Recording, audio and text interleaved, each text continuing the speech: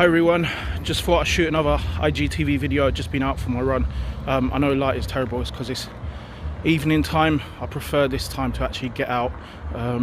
Roads are a lot clearer. If you're running behind someone, they tend to just move out the way rather than the daytime.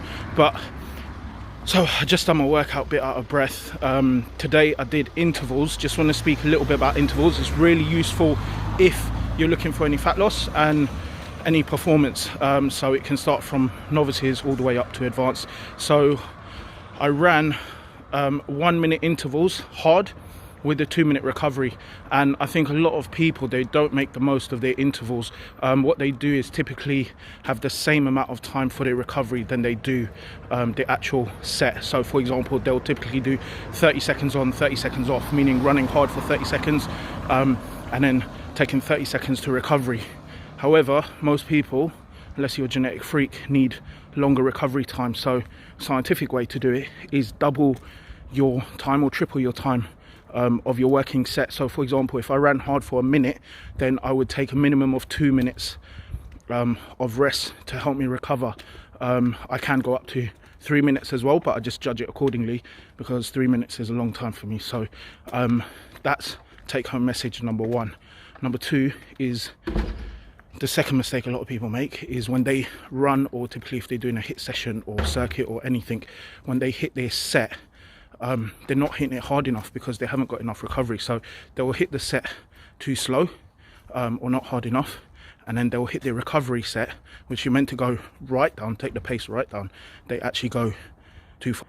So what I mean by that is, quite often once people have hit their set, let's say I've run hard for a minute, when they're recovering, they actually don't go slow enough. I mean, you could go right down to walking pace if you want.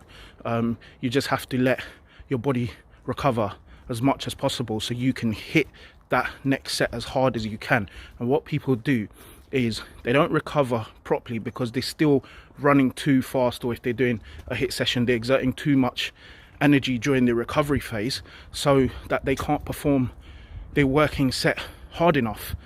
So you don't get that heart rate fluctuation and stuff. I don't want to get into too much science, but in essence, if you're doing that, you might as well just go out for a long run, or you might as well just hit a normal workout without hitting any intervals. The whole idea of hitting an interval is you hit your set hard and then you recover for a certain period of time. Make sure your recovery period is longer, unless, like I said, unless you're an advanced athlete, make sure your recovery period is longer than your working set.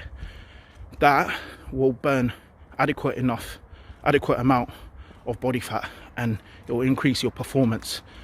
So if you're just starting out on intervals and you're interested in doing it, don't go too hard too soon. For example, this is my first interval in a while, so I didn't take it too easy, but I didn't go too hard as well, because you need to build into it. I did 10 sets, but typically if you're a novice beginner, you can start on 3-4 sets if you want. Work up to 5 sets and just increase it by a set each time until you can hit around about the 8 to 12 set mark, and then you know you're fit. And you'll notice that if you're doing that, the fat will just start to fall off, as long as you're sticking to that calorie deficit and assuming that all other variables are okay. You'll notice you'll just start to shed the fat and your performance will increase as well. Apologies again about the light. I just like to go out for an evening run and then shot this video straight after because my mind is ticking, so I thought I'd give some decent information to you guys. So until next time, take care, speak to you all soon.